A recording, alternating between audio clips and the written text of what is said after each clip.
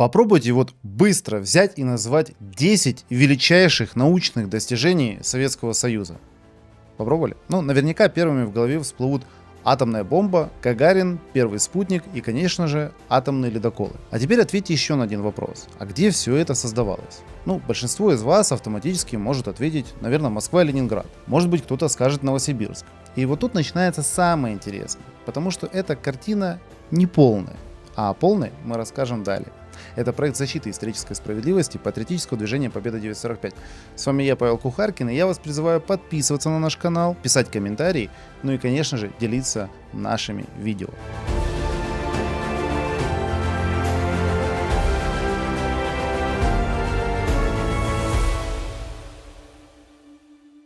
Сегодня мы разберемся, как Советский Союз сумел построить одну из самых мощных научных систем в истории всего человечества.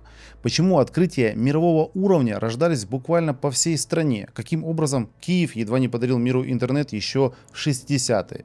Харьков стал одним из самых главных центров атомной физики. Ереван изменил современную астрофизику. Минск превратился в одного из лидеров микроэлектроники. Днепропетровск строил ракеты для космоса. Байконур в Казахстане открыл человечеству дорогу за пределы Земли. А Дубна вошла в мировую историю благодаря открытию новых химических элементов. Удивительно, но СССР никогда не пытался загнать всю научную элиту в одну столицу.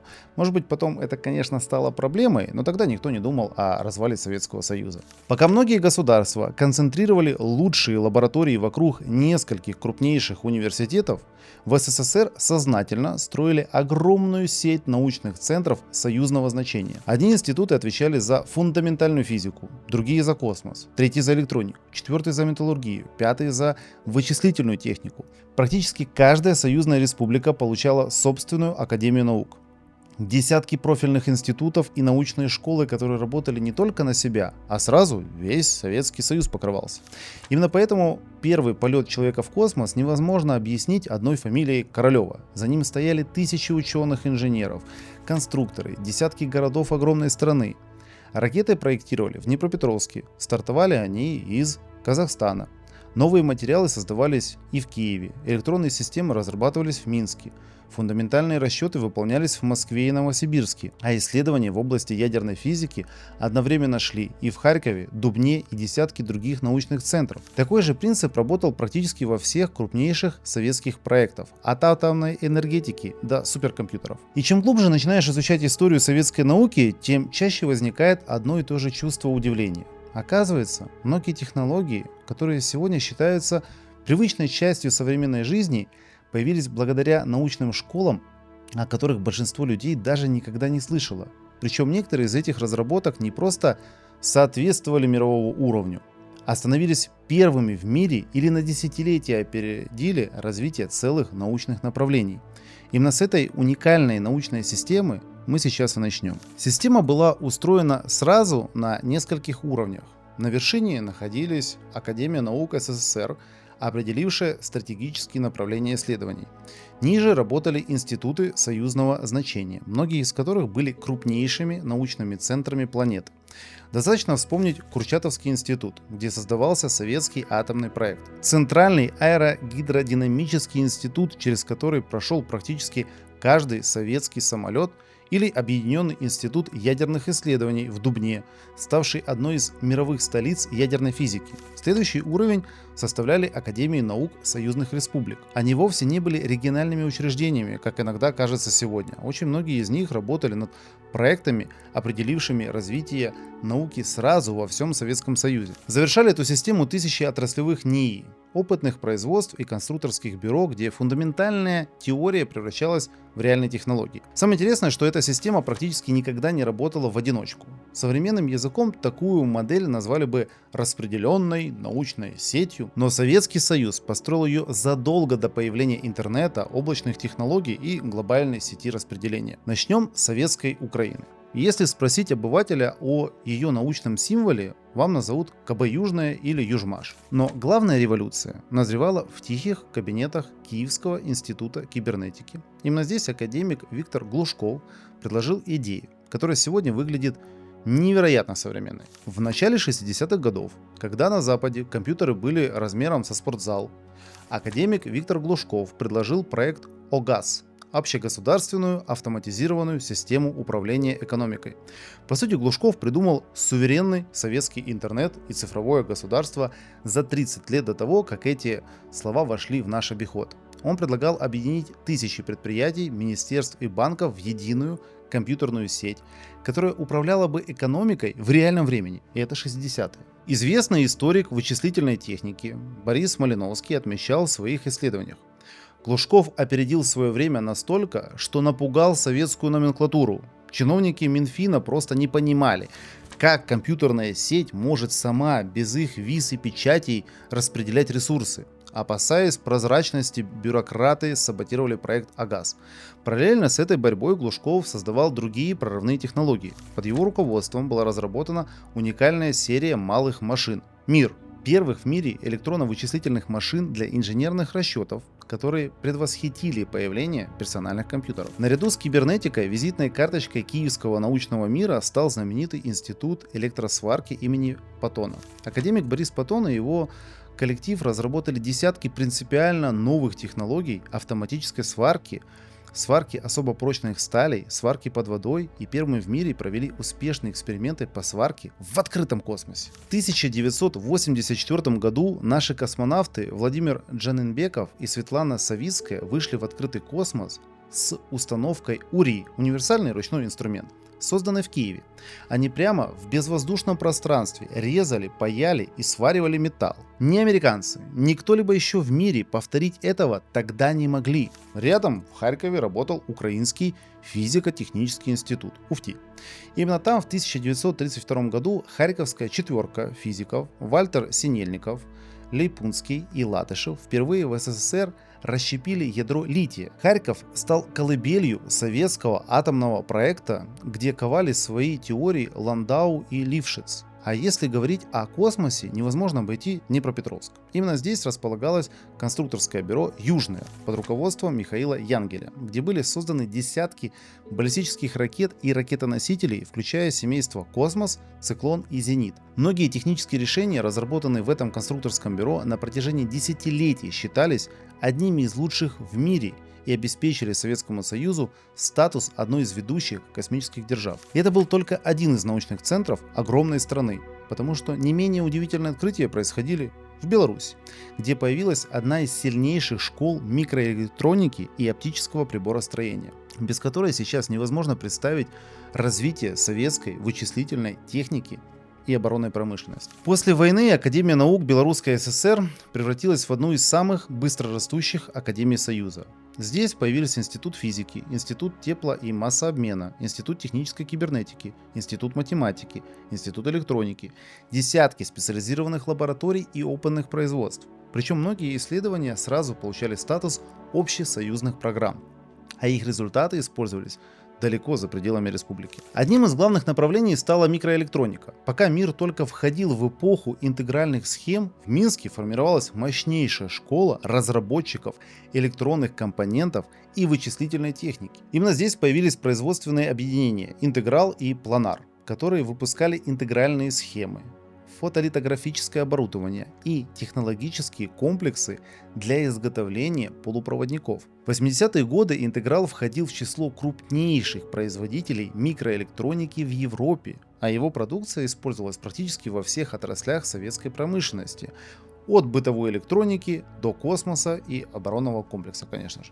Добавьте сюда холдинг Беломо, снабжавший высокоточной оптикой весь Союз. И вы поймете, почему Минск по праву называли Советской Кремниевой долиной. В Минске активно развивались и лазерные технологии. Институт физики Академии наук Белорусской ССР стал одним из ведущих научных центров Советского Союза в области квантовой электроники. Плюс лазерная физика, нелинейная оптика. Многие разработки впоследствии нашли применение в оборонной промышленности, космических исследованиях, промышленной метрологии и медицине. А если спросить, где началась космическая эра человечества? Ответ будет очень коротким. Казахстан. Именно отсюда 4 октября 1957 года стартовал первый искусственный спутник Земли. Именно отсюда 12 апреля 1961 года Юрий Гагарин впервые в истории отправился в космос. Именно отсюда запускались первые автоматические станции к Луне, Венере, к Марсу. Поэтому Байконур был не просто крупнейшим космодромом Советского Союза. На протяжении нескольких десятилетий это был главный космодром всей планеты. Но было бы ошибкой думать, что научная история Казахстана ограничивается одним Байконуром. Республика постепенно превратилась в один из ключевых научных центров общесоюзного значения. В Алмате работала Академия наук Казахской ССР, созданная под руководством выдающегося геолога Каныша Сатпаева. Именно Сатпаев заложил основы современной геологии Казахстана. Открыл и исследовал крупнейшие месторождения меди в Жезказгане. И он фактически создал научную школу, благодаря которой Советский Союз получил доступ к огромным запасам стратегического сырья. И именно Казахстан стал одной из главных ресурсных баз советского атомного проекта. Здесь были разведаны крупнейшие месторождения урана, редких и редкоземельных металлов, бериллия, вольфрама, молибдена и многих других элементов, без которых невозможно представить развитие атомной энергетики, космической техники, авиации и современной электроники. Геологи, металлурги и специалисты Института горного дела, Института металлургии и обогащения, Института геологических наук, Академии наук Казахской ССР десятилетиями работали над технологиями добычи и переработки материалов, имевших стратегическое значение для всей страны. Но даже Казахстан не был самым неожиданным научным центром Советского Союза, потому что в соседней республике появился один из крупнейших научных комплексов Средней Азии, где одновременно развивалась ядерная физика, сейсмология, материаловедение и солнечная энергетика мирового уровня. А теперь повернем на юг, в Узбекистан. Думаете, там рос только хлопок? Как бы не так. СССР превратил Ташкент в один из мощнейших научных узлов Азии. Особое место здесь занимал Институт ядерной физики Академии наук Узбекской ССР. В 1959 году здесь был введен в эксплуатацию исследовательский реактор ВВР-СМ, который на протяжении десятилетий оставался одним из крупнейших исследовательских реакторов Советского Союза. Здесь производились радиоизотопы для медицины и промышленности, изучались свойства новых материалов, проводились исследования в области нейтронной физики, ядерной энергетики и радиационной безопасности. Продукция института поставлялась не только в Республике СССР, но и за рубеж. Другим направлением мирового уровня стала сейсмология. После разрушительного ташкентского землетрясения 1966 года Советский Союз вложил огромные ресурсы в создание одной из самых мощнейших школ прогнозирования и изучения землетрясений. Институт сейсмологии Академии наук Узбекской ССР превратился в ведущий центр исследований земной коры, сейсмического районирования и инженерной защиты зданий. Многие разработанные здесь методики впоследствии использовались далеко за пределами Советского Союза. Еще одним направлением, где Узбекистан оказался среди мировых лидеров, стали исследования солнечной энергии. Недалеко от Ташкента был создан научный комплекс «Солнце», где позже построили одну из крупнейших в мире солнечных печей. Огромная зеркальная система позволяла концентрировать солнечное излучение до температур свыше 3000 градусов. На таких установках испытывались новые жаропрочные материалы для авиации, космоса, энергетики и металлургии. Даже сегодня подобных комплексов в мире насчитываются единицы. Но если Средняя Азия обеспечила Советский Союз уникальными прикладными разработками в ядерной физике и солнечной энергетике, то за чистой фундаментальной наукой можно было ехать в совсем другое место – в тихий подмосковный лес. Там небольшой город Дубна. И он невероятно быстро превращался в одну из главных ядерных столиц планеты. В место, где ученые буквально переписывали школьные учебники и пополняли таблицу Менделеева новыми элементами. Просто оцените масштаб государственного мышления. Представьте, что в середине 50-х годов страна решает построить новый город практически с нуля. И строится он не ради очередного металлургического комбината, не ради гигантского завода и даже не под космодром. Главная задача этого города звучала как чистая научная фантастика. Дать ученым возможность заглянуть внутрь атомного ядра и наконец разобраться, из чего на самом деле устроена наша материя. В 1956 году здесь был создан Объединенный институт ядерных исследований. В Дубне работали ученые практически всех социалистических стран. Строились уникальные ускорители элементарных частиц, исследовательские реакторы и экспериментальные установки, которых в мире тогда можно было пересчитать по пальцам одной руки. Большинство людей знает таблицу Менделеева еще со школы, но мало кто задумывается, что ее можно не только изучать, но и продолжать. Именно этим десятилетиями занимались ученые Дубны. Здесь были открыты и экспериментально подтверждены новые сверхтяжелые элементы, а названия дубний, флеровий, московий и аганисон навсегда вошли в международную периодическую таблицу. Но Советский Союз удивил мир еще раз. Теперь уже не отдельным институтом, а целым городом ученых. В конце 50-х годов академики Михаил Лаврентьев, Сергей Соболев и Сергей Христианович предложили идею, которая сначала казалась почти вообще безумной. Вместо одного института построить посреди сибирского леса настоящий научный город, где физики, математики, химики, биологи, геологи и инженеры будут работать буквально через дорогу друг от друга. Так появился Новосибирский академгородок, который очень быстро стал одним из самых известных научных проектов 20 века. Всего за несколько лет посреди сибирской тайги вырастает мощнейшее научное созвездие. Институты ядерной физики, гидродинамики, математики, катализа, цитологии, генетики. И это были не сонные академические учреждения. Они почти сразу ворвались в высшую лигу мировой науки. Взять хотя бы Институт ядерной физики под руководством академика Герша Буткера. Сибиряки создавали новые типы коллайдеров и накопителей заряженных частиц, а их технологии позже выпрашивали для себя крупнейшие лаборатории планеты. Или Институт катализа имени Георгия Борецкого. Там разработали катализаторы, без которых сегодня невозможно представить мировую нефтепереработку и производство топлива. Этот институт до сих пор удерживает статус одного из главных планетарных центров катализа. Академгородок идеально показывал главный принцип советской науки. Здесь не пытались вырастить один какой-то изолированный институт-выскочку. Советские инженеры построили живую экосистему. Открытия математиков тут же подхватывали физики. Их результаты забирали инженеры. Химики под этими задачами создавали новые материалы. А за порогом лабораторий все это мгновенно превращалось в технологии для космоса, авиации, атома. И именно эта суперсистема едва не совершила прорыв, последствия которого сегодня каждый из нас носит в своем кармане. Вообще, самое удивительное открытие ждет нас не в космосе и даже не в атомной физике. Попробуйте представить, что интернет, электронные государственные услуги, безналичные расчеты, цифровой документооборот и управление огромной экономикой через компьютерные сети могли появиться не где-то в Соединенных Штатах в конце 20 века, а в Советском Союзе еще в далеких 60-х. Звучит слишком смело, но именно такой проект всерьез разрабатывали советские ученые. Мы уже упоминали Виктора Глушкова и его киевскую команду. К началу 60-х Глушков был мировой суперзвездой кибернетики. Под его началом создавались передовые электронно-вычислительные машины серии Днепр и Мир. Закладывались основы искусственного интеллекта и теории цифровых автоматов еще тогда. Причем сильные компьютерные школы гремели по всей стране. В Москве, в Институте точной механики под руководством Сергея Лебедева создавали БСМ, самые быстродействующие суперкомпьютеры своего времени в Европе. В Минске штамповали машины одноименного семейства Минск, которые автоматизировали заводы по всему Союзу и активно шли на экспорт. В Ереване создавались вычислительные комплексы серии ЕС ЕВМ.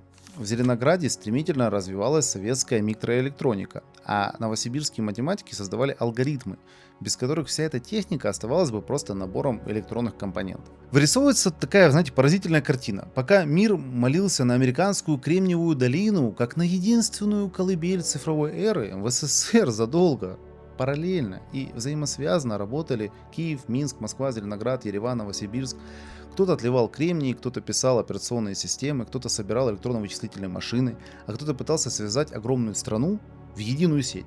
Самый сок начинается, когда открываешь не отчеты советского Минпроса, а западных аналитиков тех лет. Международное общество давно не воспринимало СССР как страну с парой хороших лабораторий. К середине 80-х Союз прочно удерживал первое место на планете по численности ученых и инженеров. Ежегодно внедрял тысячи изобретений и выдавал колоссальный объем фундаментальных исследований. Именно советские физики создали одну из сильнейших школ теоретической физики 20 века. Работы Ландау легли в основу современной физики, конденсированного состояния, сверхтекучести, квантовой механики и астрофизики.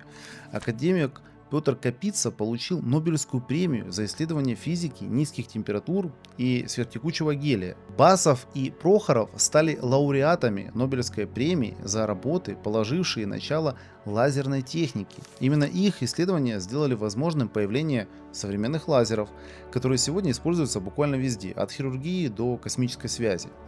Советская математика вообще считалась отдельным явлением. Колмогоров, Виноградов, Соболев и десятки других ученых определили развитие теории вероятности математической физики, вычислительной математики и механики. Их книги переводились на десятки языков, а многие учебники до сих пор считаются классикой. В химии те же тектонические сдвиги. Николай Семенов забирает Нобелевскую премию за исследование цепных реакций, основы современной физики горения и создания новых видов топлива. А новосибирские разработки в области катализа десятилетиями кормили нефтеперерабатывающую индустрию по всему земному шару. Прошли десятилетия. Советского Союза давно нет на геополитических картах, но созданный им научный каркас никуда не делся. До сих пор работают институты, заложенные в те годы.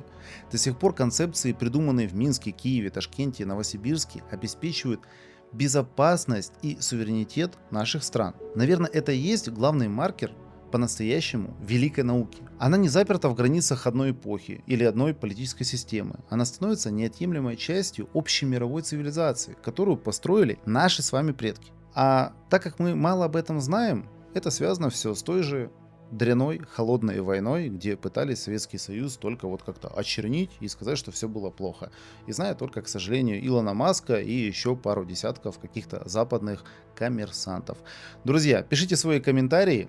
Возможно, кто-то из ваших родных, близких работал на подобных предприятиях. Нам все это интересно. Я лично читаю каждый комментарий, иногда ставлю лайки, отвечаю вам. Поэтому давайте будем активнее развивать наш с вами канал. До новых встреч. Пока.